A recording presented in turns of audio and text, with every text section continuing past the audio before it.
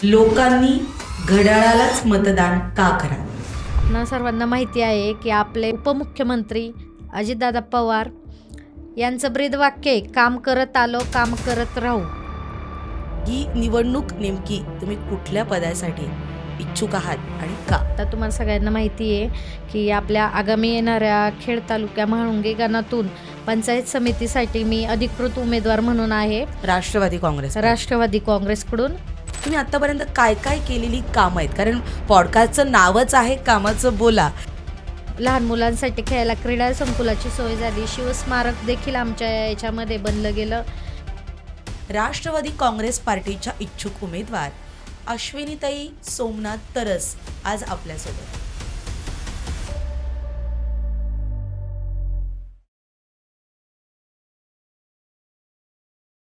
नमस्कार. शब्दब्रह्म प्रस्तुत कामाचं बोला या पॉडकास्ट सिरीजमध्ये आणि राजकीय लोकांच्या गप्पा टप्प्यांमध्ये आपल्या सगळ्यांचं मनापासून स्वागत. येणाऱ्या निवडणुकींच्या काळात या पॉडकास्ट सिरीजने खरं तर निवडणुकीच्या प्रचारात एक आगळं वेगळं स्थान मिळवलंय आणि त्यात नावही तसंच आहे, कामाचं बोला. मी पूजा तिगडे आपल्या सगळ्यांचं मनापासून स्वागत करते. मंडळी, पुणे जिल्हा परिषद आणि पंचायत समितींच्या निवडणुका, पहिल्या टप्प्यातल्या निवडणुका आता उंबरठ्यावर आहेत. खेड तालुका पंचायत समिती जी पुणे जिल्हा परिषदेच्या अंतर्गत येते, या पंचायत समितीच्या म्हाळुंगे गण जो MIDC केंद्रित गण मानला जातो आणि खऱ्या अर्थानं बहुप्रतीक्षित असणाऱ्या खूप साऱ्या प्रश्नांच्या उत्तरांकडे लक्ष ठेवणारा हा गण आहे. आणि या गणामधून राष्ट्रवादी काँग्रेस पार्टीच्या इच्छुक उमेदवार अश्विनीताई सोमनाथ तरस आज आपल्यासोबत आहेत. कामाचं बोला या पॉडकास्ट सिरीजमध्ये ताई आपलं मनापासून स्वागत. नमस्कार ताई. नमस्कार. तर चला कामाचं बोलूयात आणि त्यांच्याकडून जाणून घेऊयात, जर त्या पंचायत समितीच्या सदस्य झाल्या तर नक्की काय काय बदल करणार आहेत. तुमचं पुन्हा एकदा स्वागत करते ताई. खरं तर कामाचं बोला या पॉडकास्ट सिरीजमधून आपण कामाबद्दल बोलतो, पण त्याची सुरुवात स्व ओळखीपासून झाली पाहिजे. हो, नक्की. त्यामुळे सगळ्यात पहिला प्रश्न माझा असा असेल की आमच्या सर्व प्रेक्षकांना तुम्ही स्वतःची ओळख करून द्यावी. अगदी तुमचं माहेर, सासर, ते तुमचं शिक्षण, लग्न इथपर्यंत. नमस्कार, मी अश्विनी सोमनाथ तरस. माझं माहेर म्हाळुंगे आणि 2009 साली माझं लग्न होऊन मी म्हाळुंगे शेजारीच असलेल्या सावरदरी गावामध्ये मला दिलं. बरं. तर तरस कुटुंबामध्येच मला दिलं गेलं.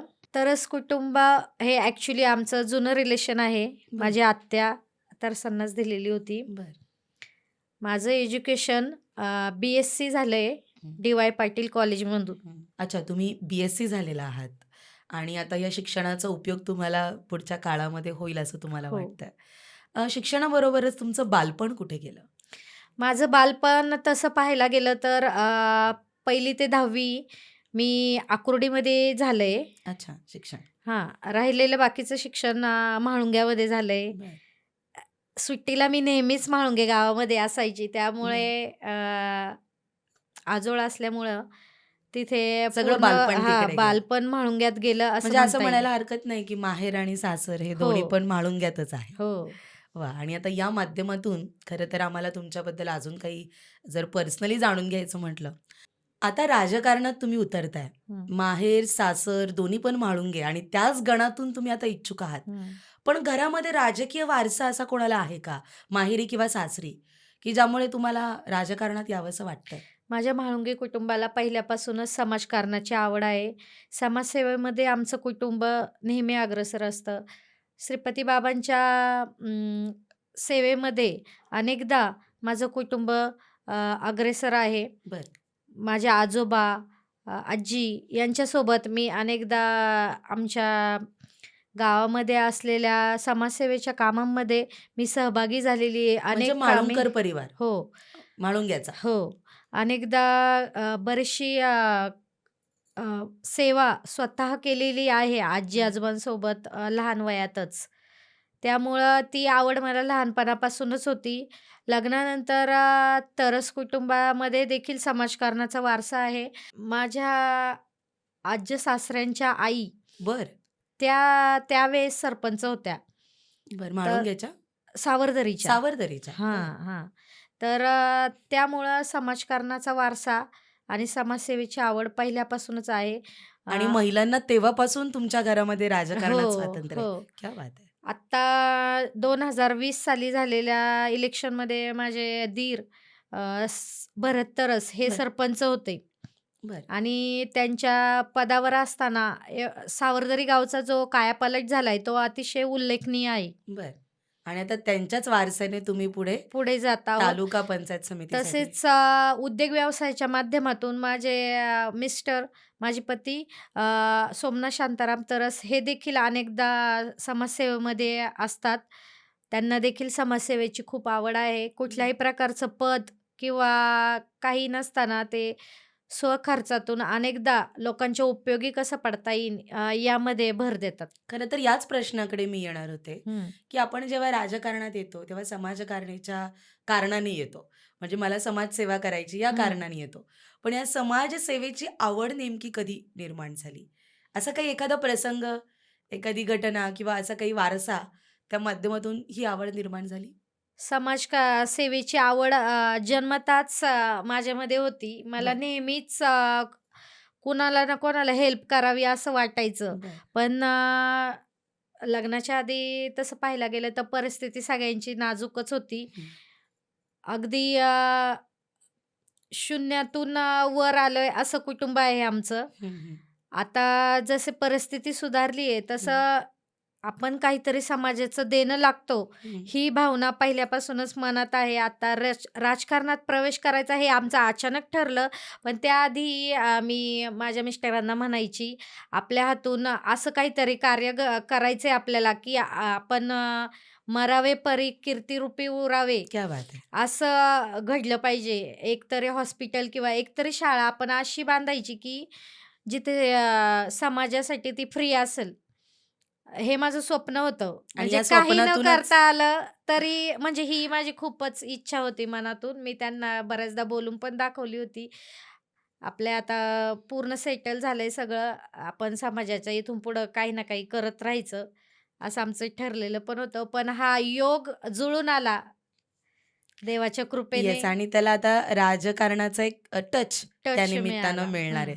खरं तर समाजसेवा ही अशी एक गोष्ट आहे ना, की ती आपण परिपूर्ण असल्यानंतर आपण लोकांना सढळ हाताने देऊ शकतो. हो. आणि तुम्ही एक वाक्य आत्ता बोललात, की आपण आता सेटल आहोत. हं. तर आता आपण लोकांसाठी काहीतरी हो, करूयात. आपल्या असणाऱ्या उत्पन्नाचा एक भाग हो. लोकांसाठी आता देऊयात. या नक्कीच. कारणाने तुम्ही खरं तर समाजकारणात आता उतरलात. हो, नक्कीच. आत्तापर्यंत तुम्ही काही निवडणुका लढवल्यात किंवा घरच्यांनी काही निवडणुका लढवल्यात, त्यात मिळालेलं यश, अपयश हे कसं आहे? अगोदर? आम्ही याआधी कधीच राजकारणात नव्हतो. म्हणजे बरं. म्हणजे आजीनंतर आम्ही राजकारणात नव्हतो, पण समाजसेवेत होतो. समाजसेवा कोणत्या ना कोणत्या पद्धतीने केली होती आम्ही.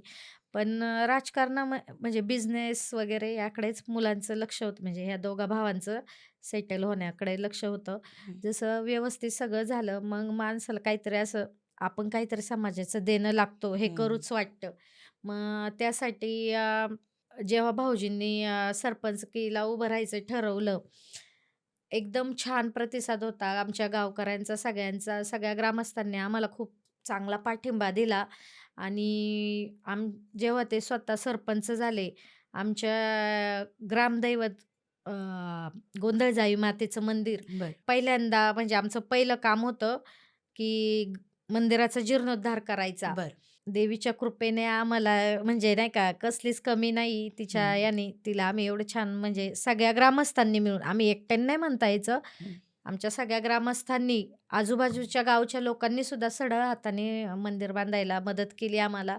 बरं. आमच्या सगळ्यांच्या यांनी आमचं मंदिर खूप छान बनलं गेलं. खरं तर तुमच्या गावाच्या माध्यमातून तुम्ही हं. आता तालुक्याकडे ओढ घेताय हां, हां. आणि ही निवडणूक नेमकी तुम्ही कुठल्या पदासाठी इच्छुक आहात आणि का? ॲक्च्युली सांगायचं म्हणलं तर मी आता तुम्हाला सगळ्यांना माहिती आहे, की आपल्या आगामी येणाऱ्या खेड तालुक्या म्हाळुंगे गणातून पंचायत समितीसाठी मी अधिकृत उमेदवार म्हणून आहे. राष्ट्रवादी काँग्रेस पार्टी. राष्ट्रवादी काँग्रेसकडून पंचायत समितीसाठी अधिकृत उमेदवार आहे. आणि आता त्या माध्यमातून तुम्हाला ही निवडणूक लढवायची हो. आहे. आत्तापर्यंत तुम्ही या पंचायत समितीच्या निवडणुकीच्या पार्श्वभूमीवर किंवा याआधीही सुद्धा म्हणजे जेव्हा गावाच्या माध्यमातून असू दे किंवा तुमच्या पर्सनल लेव्हलला असू दे. हं. तुम्ही आत्तापर्यंत काय-काय केलेली कामं आहेत? कारण पॉडकास्टचं नावच आहे कामाचं बोला. तर हां. आता त्या मुद्द्यावर आपण थेट आलोय, की अशी कुठली कामं आहेत, ठळक कामं, की जी हो. तुम्ही तुमच्या गणात केली आहेत, तुमच्या हं, गावात केली आहेत, हं. तुमच्या शहरात केली आहेत, तालुक्यात केली आहेत? तसं पाहायला गेलं तर आमच्या गावामध्ये आता तुम्हाला सांगितलं मंदिराचं जीर्णोद्धाराचं काम आमच्या जेव्हा माझे दीर सरपंच होते तेव्हा झालं. गावामध्ये काँक्रिटीकरण आमच्या गावामध्ये एक सुद्धा रस्ता असा नाही की जिथे काँक्रिटीकरण झालेले नाहीये. बरं. पहिलं सावरदरी अक्षरशः गोटेमाळ म्हणून ओळखलं जायचं. त्या सावरदरीचा पूर्ण कायापालट झालाय. पूर्ण स्मार्ट विलेज म्हणून आमच्या गावाला पुरस्कार भेटलाय. वाह! ह्याच कालावधीत. बरं. हां. तर गावामध्ये लहान मुलांसाठी खेळायला क्रीडा संकुलाची सोय झाली. शिवस्मारक देखील आमच्या याच्यामध्ये बनलं गेलं. परत आपल्या आंबेडकरांचं स्मारक देखील खूप छान बांधलंय. बरं. स्मशानभूमीचं काम देखील एकदम म्हणजे असं म्हणू शकतो का ताई, की हे गाव म्हणजे तुम्ही तुमच्या गणाचं एक छोटं रोल मॉडेल हो, हो, आधी हो. तयार केलंय आणि हो, त्या बरोबर. गावात केलेल्या सुखसोयींयुक्त सगळ्या गोष्टी दिल्यानंतर हं. तुम्ही आता जनतेला आव्हान करताय, की मला प्रत्येक गावात, हां. गणातल्या प्रत्येक गावात हे सगळं करायचं आहे, असं आहे? हो, नक्कीच. गावची स्मशानभूमी जर तुम्ही पाहिली तर कोण म्हणणार नाही ती स्मशानभूमी आहे. स्मशानभूमीच्या अवतीभोवती एवढी छान झाडं आहेत. बरं. बाहेरगावचा कोणी माणूस आला ना, तर म्हणेल की खरंच खूप छान आहे, नाही का? म्हणजे एवढं सुंदर हे की कोणत्याच गावात तुम्हाला बघायला भेटणार नाही. सुशोभीकरण तिथे चांगलं केलंय सुशोभीकरण आणि म्हणजे कचऱ्याची व्यवस्था वगैरे सगळं अच्छा. म्हणजे शाळा, गावातल्या जिल्हा परिषद शाळांकडे स्वतः लक्ष दिलं गेलंय. मग तुम्ही तुमच्या वैयक्तिक पातळीवर अशी कुठली कामं आत्ता केली आहेत? वैयक्तिक पातळीवर जे शाळेमध्ये लहान मुलांसाठी कार्यक्रमांसाठी एक सभागृह आम्ही बांधून दिलं.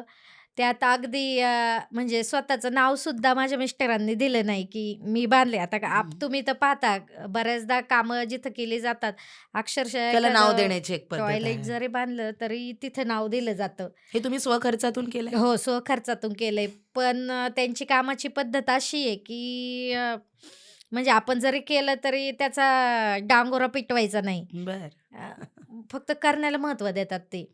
काम करणं हो. आणि होणं हे हां. महत्वाचं आहे. बैलगाडा घाटाचं काम स्वतःच्या खर्चातून करून दिलंय बरं. त्यांनी. परत गावासाठी कमान देखील मोठी बांधून दिली. कुणाला काही अडचण असेल ना, पहिलं त्याच्यानं समोर नाव सोमनाथ तरस म्हणून असतं गावात. बरं, बरं. म्हणजे आपल्या उपयोगी कोण येईन तर तो माणूस कधी पण आपल्या शब्दाला जागणार आहे किंवा आपल्याला हे मदत करणार आहे असं. म्हणजे दातृत्व हा गुण हो. तुमच्या म्हणजे परिवारामध्ये त्यांना नाही म्हणायलाच येत नाही कोणाला. अच्छा. असं कुणीही त्यांच्याकडे मदतीच्या अपेक्षेने आलं ना, त्यांना असं पाठवतच नाही खाली हात. तालुका पातळीवर अशी कुठली कामं आहेत, की जी तुम्ही आत्तापर्यंत केली आहेत? आत्तापर्यंत आत्तापर्यंत जी कामं सांगितली मी ती माझ्या गावची होती. हं. पण अशीच कामं गावच्या शेजारची जरी कोणत्याही गावातील शिंदे गावातली म्हणा, वासुली गावातील म्हणा किंवा आपल्या एलवाडीमधून जरी कुणी मदतीसाठी धावून आलं मदत मागण्यासाठी आलं तरी माझे मिस्टर नेहमी त्यांच्या मदत करण्यासाठी तत्पर असतात. आपल्या भंडारा डोंगरावर जे आपलं मंदिर होतंय मोठं, हो. तिथं आम्ही मोठ्या-मोठ्या देणग्या दिल्यात. आजूबाजूच्या गावामध्ये जे काही कार्यक्रम वगैरे असतात, तेव्हा कोणीही देणगी वगैरे मागायला आलं, तर त्यांना कधीच ते खाली हात पाठवत नाही हं. किंवा काही गावांमध्ये करायचं झालं तर हे नेहमी पुढे असतात. आता मागे आम्ही आपल्या शिंद्याच्या आदिवासी बांधवांना एकत्र करून त्यांचे काय प्रॉब्लेम आहे ते विचारून त्यांना भोजन वगैरे हे दिलं होतं आम्ही. बरं. परत प्रत्येक महिलेपर्यंत पोहोचून म्हणजे नाही का त्यांचे काय अडचणी असतील तर त्या जाणून घेतल्या मी गावभेट दौऱ्याच्या निमित्तानं. अच्छा. म्हणजे हं. गावभेट दौरा आता पूर्ण होत आलाय हां. जवळपास. किती गावं येतायत ह्या गणामध्ये? ह्या गणामध्ये तरी 8 गावं येतात. 8 मुख्य गावं हं, आहेत आणि हं. वाडी-वस्त्या वेगळ्या. हो. आणि आता या गावांमधून जर येणाऱ्या भविष्यात हं, तुम्हाला कामांची एक आखणी करायची म्हटली, हं. तर ती कशी असेल? माझ्या गणामधील काही गावं अशी आहेत, की जिथं एम-आय-डी-सी एरिया आहे. हं. काही गावांमध्ये एम-आय-डी-सी नाहीये.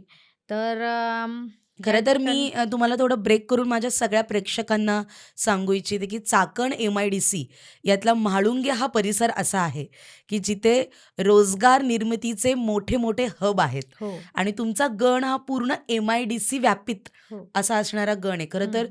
खूप महत्त्वपूर्ण गणाचं तुम्ही प्रतिनिधित्व हं, हं. करण्यासाठी इच्छुक आहात. हो. म्हणून मी तुम्हाला हा प्रश्न खरं तर विचारतीये, की आता कुठकुठली अशी कामं आहेत, हं. की जी एम-आय-डी-सीच्या अंतर्गत तुम्हाला पंचायत समिती सदस्य झाल्यानंतर करायची आहेत?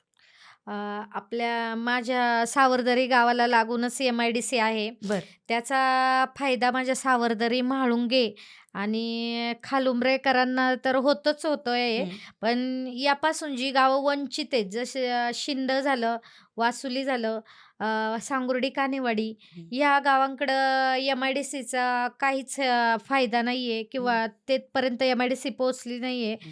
तर त्यांच्यासाठी मी एम-आय-डी-सीची मदत कशी होईल याकडे नक्कीच प्रयत्नशील राहील. तिथल्या अ, आपल्या युवकांना काही कामं लागत असतील, तर ती एम-आय-डी-सी थ्रू देण्याचं काम करेन. त्यांचा व्यवसाय एम-आय-डी-सी थ्रू होईल अ, हे पाहील. माझ्या गणामधील एक पण युवक बाहेर नोकरीसाठी गेला नाही पाहिजे, याकडे लक्ष दिलं जाईल. माझ्या महिला बचत गटाच्या काही स्त्रिया आहेत, ज्यांनी मी गावभेट दौऱ्याच्या दरम्यान मी फिरले, तेव्हा त्यांनी स्वतः मला सांगितलंय, की "ताई, आमच्यासाठी घरबसल्या रोजगाराची अ, निर्मिती तुम्ही करून द्या, हं. जेणेकरून आम्हाला स्वावलंबी होता येईल." त्यासाठी मग एम-आय-डी-सीमधून अनेक अशी कामं आहेत, की जी त्यांना मी देऊ शकते.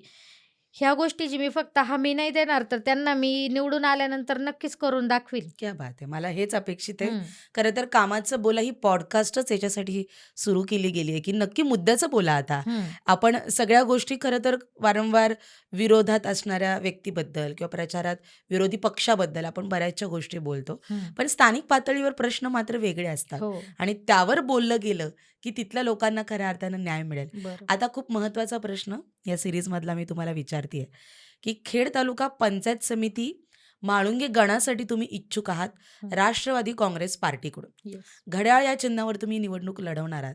लोकांनी घड्याळालाच मतदान का करावं? आपणा सर्वांना माहिती आहे, की आपले उपमुख्यमंत्री अजितदादा पवार यांचं ब्रीदवाक्य आहे, "काम करत आलो, काम करत राहू." हं, तर आत्तापर्यंत अजितदादांच्या माध्यमातून आपल्या तालुक्यामध्ये अनेक अशा सुविधा आपल्याला प्राप्त झाल्यात आणि आपले सर्वांचे लाडके आमदार दिलीपअण्णा मोहिते यांच्या मार्गदर्शनाखाली देखील आपला खेड तालुका खूप सुधारलाय. त्यासाठी मग आता जर तुम्ही सर्वांनी घड्याळाला पाठिंबा दिला, हं. तर अजून काही रखडलेली कामं असतील, ती पूर्ण करण्याकडे आमचा सगळ्यांचा कल असेल. पण लोकांनी अश्विनी तरस यांनाच का मतदान करावं? आता हे झालं घड्याळ चिन्हाबद्दल तुम्ही आत्ता हं. बोललात.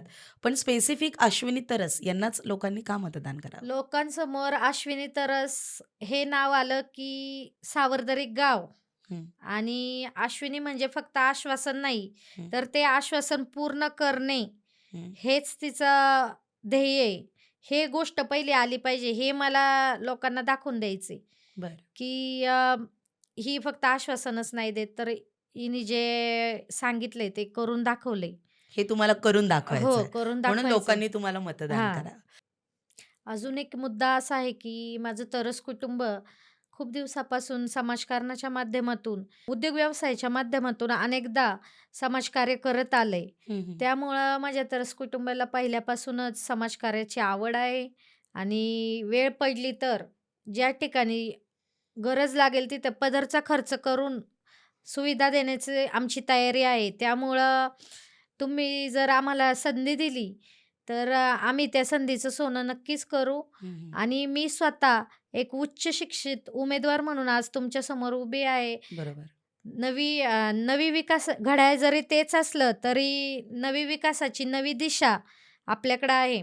आता जे आपल्या भागामध्ये काही कामे राहिलेली आहेत, ती हं. तालुका पातळीवर सोडवण्याची आमची इच्छा आहे. आत्तापर्यंत आम्ही जे समाजकार्य केलंय, त्याला जर पदाची जोड लागली, तर अजून आपण अगदी. मोठ्या उत्साहाने किंवा खूप याने एकत्र येऊन काम करू.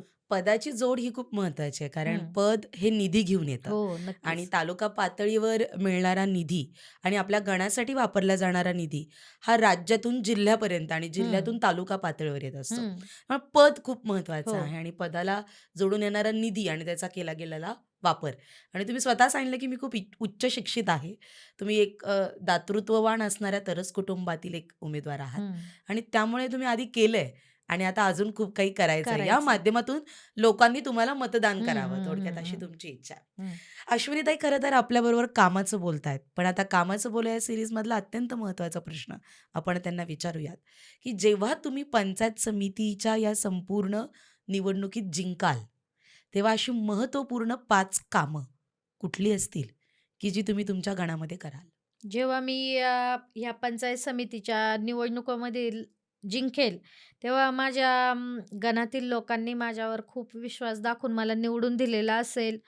त्यांची पहिली समस्या आपल्या मूलभूत गरजांमधील पाणी ही आहे. बरं.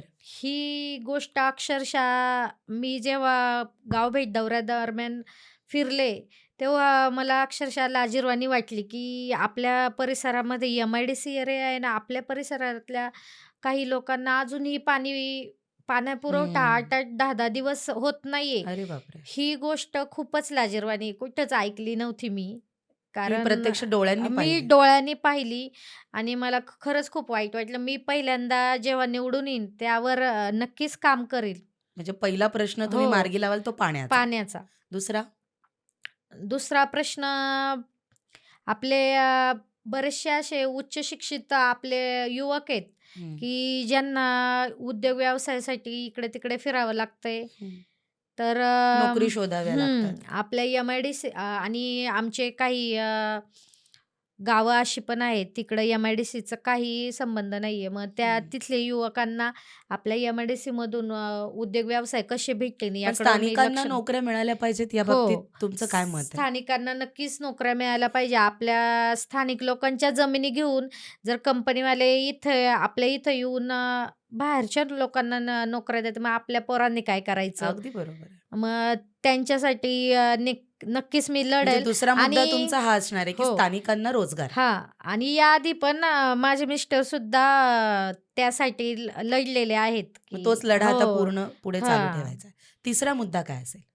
तिसरा मुद्दा म्हणजे आपल्याकडं जी सगळ्यात मोठी समस्या आहे ट्रॅफिकची. ती हं. आजकाल त्या समस्येने लहानांपासून मोठ्यापर्यंत अगदी. सगळेजण त्रासलेले आहेत. तर त्यावर काहीतरी तोडगा निघेल ह्याच्यावर नक्कीच काम केलं जाईल. म्हणजे तुमचा अभ्यास त्याच्या बाबतीतला पूर्ण झालाय. हो. आणि आता त्यावर तुम्ही खरं तर खूप महत्त्वाच्या मुद्द्यांना तुम्ही हात हं, घालताय. हं. ट्रॅफिक ही समस्या फक्त गणातल्याच लोकांची हो, नाही, तर बाहेरून येणाऱ्या लोकांची हो. सुद्धा आहे. आणि आपला गण हा ट्रॅफिक मुक्त असावा, या हं. माध्यमातून तुम्ही प्रयत्न करताय. प्रयत्न. चौथा मुद्दा काय असेल? चौथा मुद्दा तसं पाहायला गेलं तर आपल्या गावभेटीदरम्यान मी जेव्हा फिरले, काही ठिकाणी मॅडम अजूनही रस्त्यांची सोय नाहीत. हं. मुलांना त्यांच्या लहान-लहान मुलांना शाळेमध्ये जायचं म्हणलं तर त्यांना अक्षरशः नातेवाईकांच्या घरी 8-8 दिवस हो, पावसाळ्यात ठेवावं लागतं. हे पण खूप चुकीचं आहे. चुकीचं आहे किंवा वाईट वाटलं मला त्या हं, गोष्टींनी नाही का हं, ऐकून. हं. माझी स्वतःची मुलं घरातल्या पर्सनल गाडीने जातात, पण माझ्या गणातील लोकांना जर ही अवस्था असेल तर त्याच्यासाठी मला नक्कीच काहीतरी क्या केलं बात है! पाहिजे. हे मला मनातून वाटलंय. त्यावर मी नक्कीच काम करेल. म्हणजे दुसऱ्यांच्या मुलांचं दुःख हं. तुमच्या डोळ्यात तुम्ही पाहिलं आणि हां. आता तो एक ध्यास घेतलाय, की त्या हं. मुलांना शाळेत जाण्यासाठी किंवा महिलांना किंवा वृद्धांना एक चांगला रस्ता प्रत्येक गावातून आपण त्यांना पाणंद रस्ते म्हणतो खरं हो, तर. हो. छोट्या-छोट्या पायवाटा असतात, त्यासुद्धा हां. व्यवस्थित पाहिजे. पाहिजे. त्या खूप चिखलात आणि पावसाळ्याच्या काळात खूपच त्याची बिकट अवस्था होते. हं. तर तेही तुम्हाला मार्गी लावायचं हां. आहे. आणि आता शेवटचा मुद्दा, 5वा मुद्दा. शेवटचा मुद्दा म्हणजे माझ्यासाठी सगळ्यात महत्त्वाचा म्हणजे आपल्या महिला सक्षमीकरणाचा. हं, मी स्वतः एक महिला आहे. प्रत्येक महिला माझ्या गणातील स्वावलंबी आणि सक्षम झाली पाहिजे, अगदी. हा माझा हेतू आहे. मी स्वतः एक गृहिणी होते. आज मी कुठलाही राजकारणी म्हणून नाही, तर तुमच्या सगळ्यांचा प्रतिनिधी म्हणून मी आज तुमच्या पुढे उभी आहे. हं. तर माझ्या गणातील प्रत्येक महिला माझ्यासोबत तेवढीच जोडली गेली पाहिजे, की मी त्यांना त्यांच्या घरातली त्यांचे काही प्रॉब्लेम असेल तर त्यांनी माझ्यासोबत शेअर केले पाहिजे आणि त्यांच्या सुरक्षेच्या दृष्टीने देखील एक महत्त्वाचं पाऊल उचललं जाईल. फक्त कॅन्डल वगैरे जाळून त्यांना काही कुठं केसेस झाल्या तर कॅन्डल जाळून आपण श्रद्धांजली देतो. हे काही त्याच्यावर उपाय नाहीये. अगदी बरोबर. तर प्रत्येक महिलेला स्वतःची रक्षा कशी करता येईल किंवा संरक्षण कसं हं. करता येईल यासाठी कार्यशाळा प्रत्येक गावामध्ये झाल्या चालू पाहिजेत. करायचं माझा निर्णय आहे. आणि त्यावर मी नक्की काम करीन आणि माझी प्रत्येक महिला स्वतः स्वावलंबी झाली पाहिजे. हं. घर बसल्या संसार चालवता तिला तिची पण एक काहीतरी ओळख निर्माण केली पाहिजे तिनी. याकडे मी लक्ष क्या देईन. बात है! म्हणजे महिला सक्षमीकरण हो. आणि तिची सुरक्षा हं. ही सगळ्यात महत्त्वाचं. कारण हं. एम-आय-डी-सी एरिया आहे पण हां, तसा, हां. की बाहेरची लोकं हो. तिथे जास्त प्रमाणात आहे आणि हं. त्यावेळी स्थानिकांचे अनेक प्रश्न हे उद्भवतात. हं. त्यामधला एक प्रश्न आणि तो म्हणजे सुरक्षितता. हं. महिलांची सुरक्षितता ही खूप महत्त्वाची आहे. खरं तर एक गाव किंवा एखादं गावांचा समूह जेव्हा एम-आय-डी-सीला जोडला जातो, तिथे नवीन-नवीन कंपन्या येतात, हं. त्या माध्यमातून बाहेरची लोकं येतात. तेव्हा गावांच्या समस्या हे मात्र नक्की आहे, की गावांचा विकास होतो, गावं शहरीकरणाकडे जातात. पण त्याही बरोबर काही समस्यासुद्धा हो, त्याला बरोबर. जोडून येत असतील. येत असतात. तर त्यावरही तुम्ही चांगल्या हं. पद्धतीने अभ्यास करताय, हे ऐकून खरं तर मलाही छान वाटलं. आता आपण जाऊयात आपल्या कामाचं बोला या पॉडकास्ट सीरीजमधला अत्यंत मजेशीर आणि अत्यंत लोकप्रिय असणारा एक भाग आहे आणि तो म्हणजे रॅपिड फायर. हं. बेसिकली मी तुम्हाला काही प्रश्न विचारणार आहे. त्याची हं. उत्तरं तुम्हाला एका शब्दात किंवा एका वाक्यात चालेल. द्यायची आहेत. तयार? हं. फक्त ही प्रश्नांची उत्तरं तुम्हाला क्विकली द्यायची आहेत. ओके. ठीक आहे? चला माझा रॅपिड फायरमधला पहिला प्रश्न आहे. थोडा कॅज्युअल विचारते. हं. तुमच्या दिवसाची सुरुवात कशाने होते? चहा, बातम्या की आणखी काही? नाही, माझ्या दिवसाची सुरुवात देवपूजेने होते. देवपूजेने होते. हो. वा तुम्ही कुठल्या देवाचे भक्त आहात? मी स्वामींची भक्त आहे. क्या बात है! माता गोंधळजाई देवीची भक्त आहे. वाह, वाह, वाह! देवपूजेनेच हो. पूर्ण दिवसाची सुरुवात हो. होते. नेक्स्ट तुमची एक अशी सवय जी लोकांच्या फायद्याची ठरेल. मला जिथे जाईन तिथे मित्र-मैत्रिणी जोडायला खूप आवडतात. म्हणजे तुम्हाला लोकसंवाद करण्याची लोकांसोबत खूप आवड आहे. हो. मग त्यामध्ये लहान असो किंवा मोठा असो, त्यांसोबत मला एकदम फ्रेंडली राहायला आवडतं. गरीब असो किंवा श्रीमंत असो किंवा कुठल्याही जातीचा असो किंवा काही असो. तो माझा मित्र किंवा एकदम जवळचा बनला पाहिजे असं मला आवडतं. वाह! आणि ही सवय नक्कीच फायद्याची ठरेल. हं. कारण या सवयीतूनच तुम्ही नवनवीन माणसं हं. जोडणार आहात हं. आणि त्यांच्या समस्या जाणून घेणार आहात. हं. क्या बात! एका शब्दात संपूर्ण तालुक्याने तुम्हाला ओळखावं हं. अशी ओळख. अश्विनी तरस म्हणजे एक प्रामाणिक नेतृत्व, एक खरेपणा, हं. हीच माझी ओळख असेल क्या आणि बात ती है! शेवटपर्यंत ठेवायचा प्रयत्न करेन. प्रामाणिकपणा आणि खरेपणा. क्या बात! राजकारणात असं एक नेहमी म्हटलं जातं, की लोकं फक्त बोलतात. हं. यावर तुमचं काय म्हणणं आहे? हो. लोकांना आश्वासन देणं ही गोष्ट मला आवडत नाही. आश्वासनापेक्षा कृती करणं मला जास्त आवडतं. क्या बात है! एक गोष्ट जी राजकारणात आता तरी बदलली पाहिजे. भ्रष्टाचार. भ्रष्टाचार नकोय आता. तुमचं एखादं आवडतं गाणं? मला स्वामींचा तारक मंत्र खूप आवडतो हं. आणि हा तारक मंत्रच मला तारणार आहे क्या बात है! आणि या पंचायत समितीमध्ये मला निवडून देणार आहे. वाह! श्री स्वामी समर्थांचे तुम्ही भक्त आहात हो. थोडक्यात. बरं आता लास्ट बट नॉट लिस्ट महत्त्वाचा प्रश्न आहे खरं तर आपल्यासाठी पण आणि सगळ्या जनतेसाठी पण, सगळ्या लोकांसाठी पण, की पंचायत समिती सदस्य जर तुम्ही झालात, तर पहिलं काम तुम्ही कुठलं कराल? पहिलं काम मी माझ्या गणामध्ये पाण्याची समस्या राहणार नाही याकडे लक्ष देणार आहे. म्हणजे पूर्ण टँकर मुक्त, मुबलक पाणी मिळेल हो. आणि प्रत्येक दररोज पाणी मिळेल. हो. अशा पद्धतीने तुम्ही प्रयत्न हो. करणार आहात. खरं तर पंचायत समिती म्हाळुंगे गणामधून खूप दिवसांपासून तुम्ही तुमच्या या संपूर्ण निवडणुकीची तयारी करताय. हं. अजून पुढच्या पक्षाचे उमेदवारसुद्धा मला असं वाटतं नाही आहेत जाहीर. नाही. तरीसुद्धा तुम्ही घराघरापर्यंत पोहोचलेला आहात. पोहोचलो. कुठले असे उपक्रम तुम्ही राबवलेत, की ज्या माध्यमातून तुम्ही आत्तापर्यंत इतक्या लोकांपर्यंत पोहोचलात? गावभेटी दरम्यान फिरत असताना प्रत्येक घराघरामध्ये जेव्हा आम्ही फिरले, तेव्हा माझ्या माता भगिनींनी अनेकदा उज्जैनला जायची इच्छा माझ्याकडे व्यक्त केली. बरं. तर त्यांचं ते स्वप्न होतं. मग मी पण असं ठरवलं का नाही आपल्या कार्याची सुरुवात धार्मिक कार्याने करूया. हं. त्यामुळं मी उज्जैनचं नाव सजेस्ट केलं, की बरं, आपल्याला उज्जैनच्या यात्रा काढायच्या माझ्या माता-भगिनींसाठी. बरं. त्या निमित्ताने मग आम्ही पूर्ण 3 ट्रिपांचं आयोजन केलं, ज्याला अक्षरशः अ, खूप छान प्रतिसाद होता. हं. 9,000 लोकांना आम्ही आमच्यासोबत नेलं आणि विशेष म्हणजे 9,000 हो, क्या बात है! 3 वेळा 3-3 हजारच्या टप्प्या-टप्प्याने. टप्प्याटप्प्याने ट्रिपा झाल्या. तर प्रत्येक वेळेस खूप छान लोकांची सेवा आमच्या हातून घडली गेली आणि हं. आम्ही ह्या गोष्टीला फक्त देवाने आम्हाला निमित्त केलंय.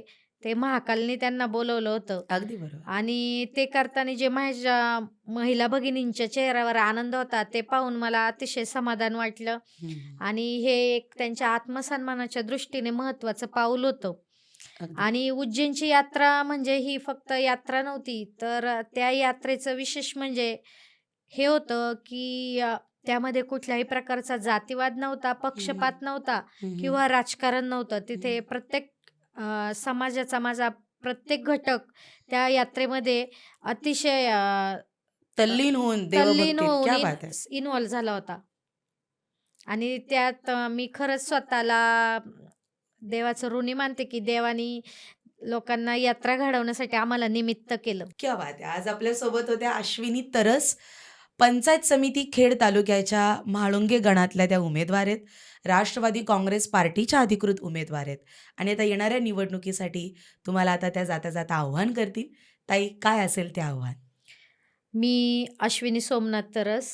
मी पंचायत समितीची अधिकृत उमेदवार आहे म्हाळुंगे गणामधून. राष्ट्रवादी काँग्रेस पक्षातून मी लढत आहे. तर जर तुम्ही सगळ्यांनी मला पाठिंबा आणि तुमचा ठाम विश्वास जर माझ्यावर ठेवला, तर त्या विश्वासाचं मी सोनं करेल.